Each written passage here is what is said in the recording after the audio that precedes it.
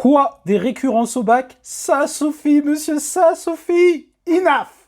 Ça tombe très souvent, c'est un classique. Comme tu t'en doutes, il faut que tu t'y prépares. Donc je te fais le corrigé de la question 3, partie B, exercice 1 du sujet 2 tombé en centre étranger sur le raisonnement par récurrence. Et je te montre la rédaction parfaite du raisonnement par récurrence, donc sois bien attentif, reste jusqu'au bout de la vidéo et screen.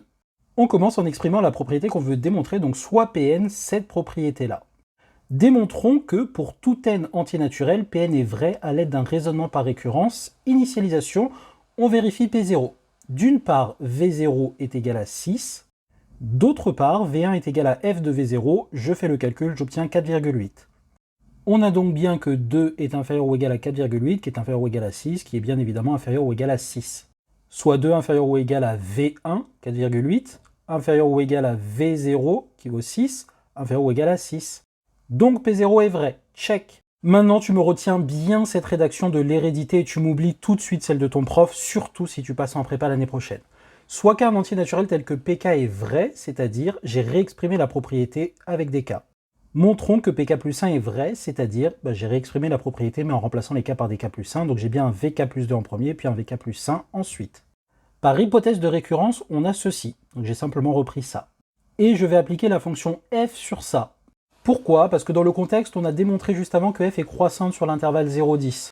Alors attention, j'ai vu des confusions dans les commentaires de mes vidéos, certains pensaient que ça marchait que pour V0, V1, V11. Attention, les valeurs sur lesquelles f est croissante, c'est les valeurs de x qui sont là-dedans.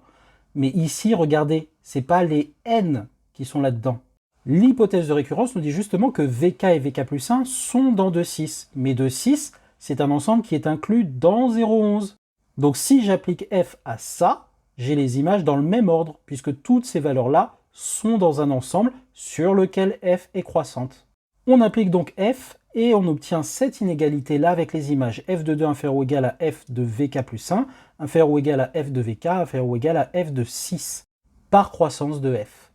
Je remplace le f de vk plus 1 en vk plus 2, le f de vk en vk plus 1, f de 2 ça vaut 2, f de 6 ça vaut 4,8 qui est inférieur ou égal à 6, et j'ai bien démontré que 2 est inférieur ou égal à vk plus 2, qui est inférieur ou égal à vk plus 1, qui est inférieur ou égal à 6. La propriété est héréditaire sur n, et je mets ma belle conclusion bien rédigée, la propriété est vraie au rang 0, et de plus elle est héréditaire sur n, donc la propriété est vraie pour tout n entier naturel d'après le principe du raisonnement par récurrence. Allez, screen bien toute la rédaction en entier, apprends-la par cœur et s'il te plaît, reproduis-la le jour de bac si on te pose une question sur une récurrence. Voilà, n'hésite pas si tu as des questions, pose-les en commentaire, bisous!